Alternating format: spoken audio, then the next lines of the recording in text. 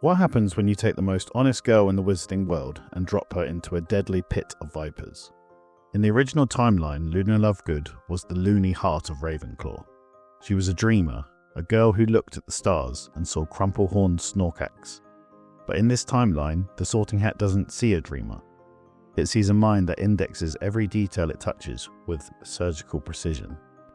It sees a girl who realizes, even at 11 years old, that the world is a dangerous place for those who are different, and that the best way to survive is to see the truth before anyone else can hide it. The Sorting Hat doesn't whisper, it doesn't hesitate, it roars the word Slytherin into the Great Hall. To the students watching, it feels like a mistake.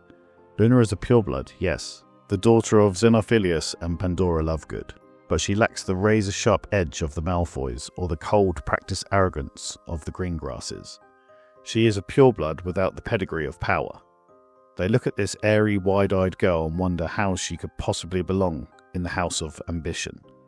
She is a riddle no one can solve, and in the dungeons, a riddle you cannot solve is the most dangerous thing in the room. In the beginning, Luna Lovegood is a social ghost. Despite her pureblood status, she finds no allies at the silver and green table. In Slytherin House, identity is built on the foundation of aristocratic polish and political alignment. Luna has neither. She enters the dungeons as a wide-eyed misfit, and for the first few months her life is a masterclass in isolation. The social hierarchy of Slytherin is established almost immediately.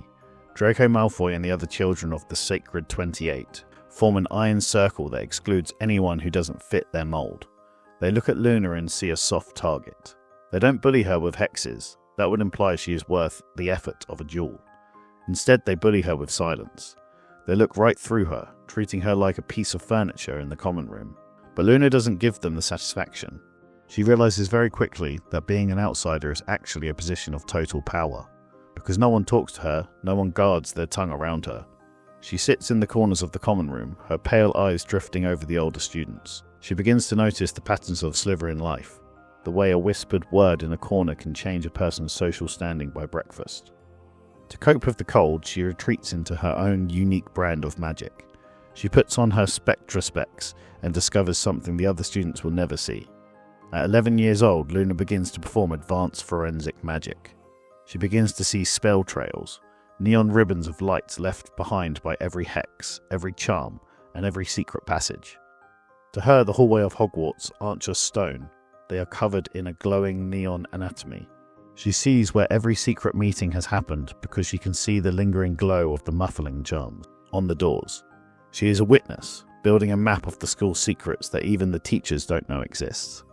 By year 2, the confused misfit has started to understand her environment. She has learned the language of the snakes, the art of observing everything while revealing nothing. When the Chamber of Secrets is opened and the warning is scrawled on the wall, the Slytherin common room transforms into a den of arrogant triumph. Draco Malfoy brags about the cleansing of the school, and the house is thick with a toxic pride.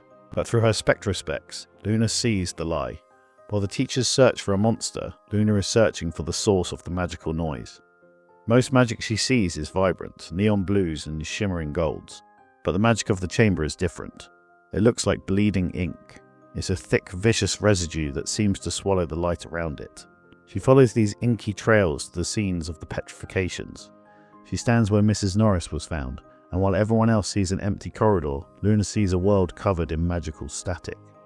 She notices that this trail doesn't follow Draco Malfoy or any of the older Slytherins. Instead, she sees it clinging to the hem of the robes belonging to a small red-haired Gryffindor, Ginny Weasley. Luna watches Ginny from across the Great Hall, seeing the girl grow paler and more frantic with every passing week. Through her specs, she sees the pulse of a black diary in Ginny's bag, a heartbeat of dark magic that matches the ink on the walls. Luna doesn't intervene, not because she's cruel, but because she is fascinated by the disguise. She realizes that the truth of the heir isn't what people think it is. Everyone thinks the heir is a powerful, proud Slytherin prince. In reality, it's a terrified girl being consumed by a book. When Harry Potter eventually saves the school, the mystery is solved for everyone else. But for Luna, it is a lesson that will define her life. The most dangerous things in the world can be hidden in plain sight, disguised as something harmless. Year 3 is the year a dreamer dies and the investigator is born. The arrival of the Dementors at Hogwarts brings a cold that Luna can feel in her marrow. While the other Slytherins mock the creatures or use them to scare younger students, Luna feels a primal, bone-deep dread whenever they are near. Under the influence of the Dementors, Luna is forced to relive the explosion in her mother's laboratory. She hears the high-pitched hum of a spell going wrong. She sees the blinding white flash, but for the first time she sees something new in the memory. She sees her mother, Pandora, looking not at the spell, but at the doorway. She sees the look of betrayal on Pandora's face, the realization that she hadn't made a mistake, but that she had been sabotaged. The Ministry called it an accident, but under the weight of the Dementors' despair, Luna realizes that accidents don't happen to witches as brilliant as her mother. The climax of the year happens on the night Sirius Black is cornered at the Black Lake. Luna, drawn by a jagged trail of despair she sees through her specs, wanders toward the water. She is caught in the crossfire. As hundreds of Dementors descend on Harry and Sirius, a stray group corners Luna in the tall grass. She is seconds away from the kiss, drowning in the memory of her mother's scream. Suddenly, the darkness is shattered. A massive silver stag erupts from across the lake, casting a light so powerful it feels like a physical shock. It drives the Dementors back into the mist. From her hiding spot, Luna watches Harry Potter summoning the greatest patronus the school has ever seen.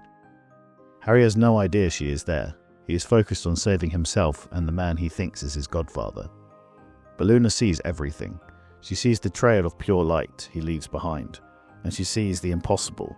She sees Harry and Hermione doubled in the shadows, appearing in two places at once through the use of a time turner. She watches them rescue Sirius and fly him to safety on the back of a hippogriff. Luna looks from the fading silver light to the distant figure of Harry Potter. Her confusion vanishes. She realizes that Harry just committed a massive crime to save a man he loves. She realizes that the Ministry, the same people who told her her mother's death was an accident, is currently being outsmarted by a 13-year-old boy. She realizes that the truth is something you create, not find. In Year 4, the Triwizard Tournament turns Hogwarts into a global stage.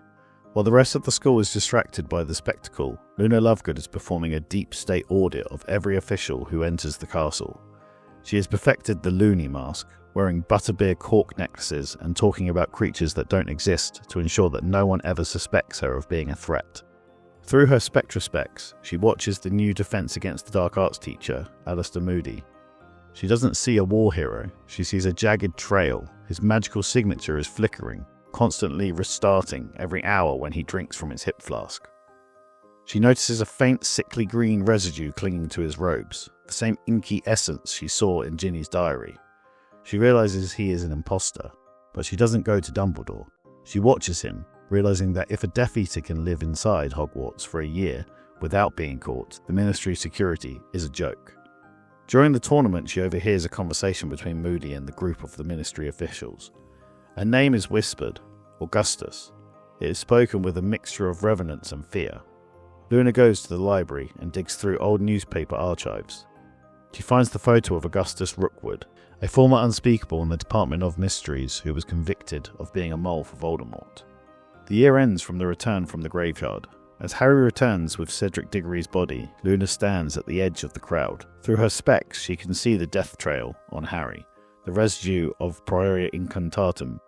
She hears Minister Cornelius Fudge deny that Voldemort has returned. She watches the Minister for Magic look at the evidence and choose to lie to the world. Luna heads back to the dungeons. She has Harry's secrets, she has the Ministry's lies, and now she has a target. I want to stop here for a second and ask you a question. Luna Lovegood has spent 4 years watching everyone's secrets, while keeping her own hidden behind a mask of madness. She knows the Ministry is lying about Voldemort. She knows the truth about the Death Eater imposter. If you were in her shoes, would you use that information to save the world? Or would you keep it to yourself, waiting for the moment it becomes most valuable? Let me know in the comments below. Anyway, back to the video. Year 5 brings the pink, suffocating reign of Dolores Umbridge.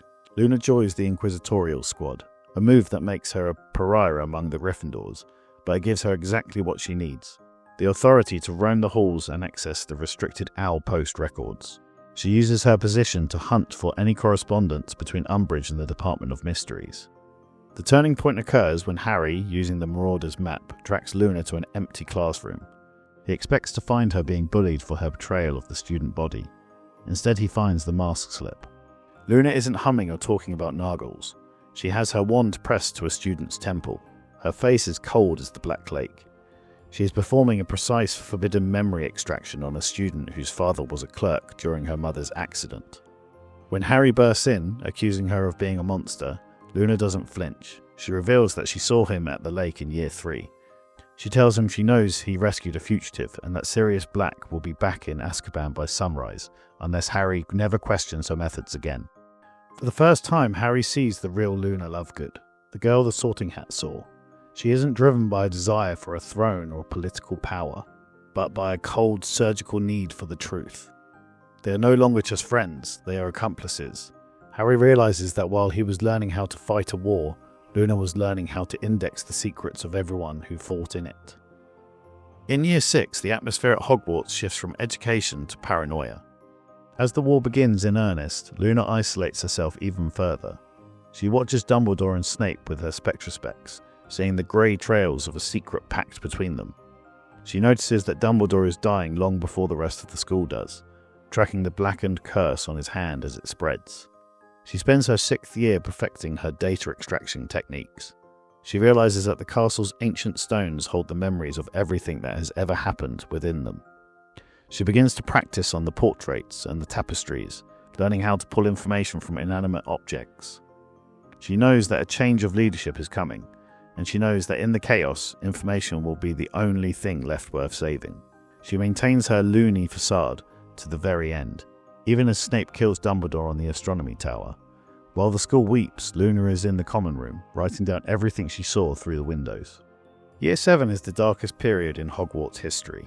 The school is under the control of the Death Eaters, with Amicus and Alecto Caro turning the classrooms into torture chambers. For most students, this is a year of pure survival, but for a Slytherin Luna Lovegood, it is an opportunity. Because she is a pureblood in Slytherin, the Caros largely leave her alone, viewing her as harmless eccentric. Luna uses this social invisibility to act as a silent protector. Through her Spectrespecs, she can see where the Caros have placed their monitoring charms and traps. She quietly warns the younger students, guiding them through the blind spots in the castle's surveillance. But her main focus is Snape's office. With the former potions master now serving as headmaster, his office is the nerve center of the Death Eater's occupation. During the nights, Luna uses her spell tracing to bypass the gargoyles. She isn't looking for forbidden artifacts, she is looking for the Project Cronus files. She finds the breadcrumbs. In a hidden compartment behind a portrait, she finds a fragmented ministry report. It details the neutralization of Pandora Lovegood, but the text is heavily encrypted with ministry-grade wards. Even with her Spectrespecs, she can only read a single line of the final verdict. Full truth classified at level 9. Restricted ministry archives. Luna realizes that the school is just a waiting room. The answers she seeks aren't at Hogwarts. They are buried in the heart of the Ministry of Magic. But as a student, she will never be granted access to level 9. She needs a way to force the system to open for her. When Harry, Ron and Hermione finally return for the Battle of Hogwarts, the school is a war zone. They are desperate, hunting for Ravenclaw's diadem.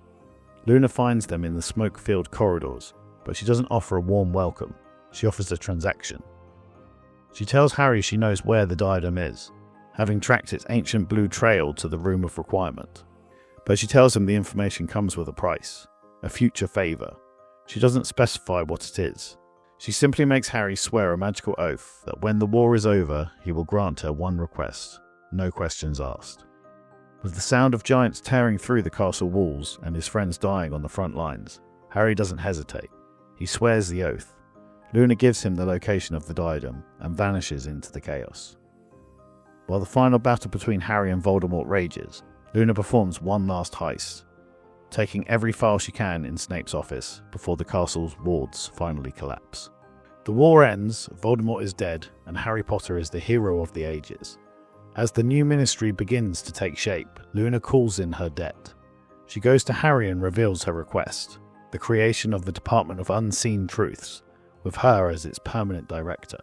She demands total autonomy and level 9 clearance. Harry, bound by his oath and his gratitude, fulfills the debt. Department of Unseen Truths is established exactly as she requested. To the public, it is a dumping ground for conspiracies. To Luna, it is a fortress of evidence. Luna moves into the lowest level of the Ministry, finally gaining access to the restricted archives. She opens the full unredacted file on Pandora Lovegood. The truth is more calculated than she ever imagined. Pandora hadn't made a mistake.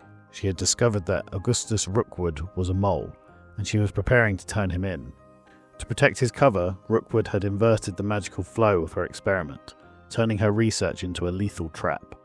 Luna doesn't seek a trial. She doesn't want a public confession. She chooses a much more permanent form of justice. Using her level 9 clearance, she modifies the official Ministry records. She doesn't just seize Rookwood's assets, she deletes his history. She replaces his pure blood lineage with a fabricated Muggle-born ancestry. She plants forged documents in the ancestral vaults that prove Augustus Rookwood was a mudblood who had been lying to the inner circle for decades to infiltrate their ranks. She travels to Azkaban for a single final visit. She walks the cold, damp corridors of the high security wing, her footsteps echoing against the stone.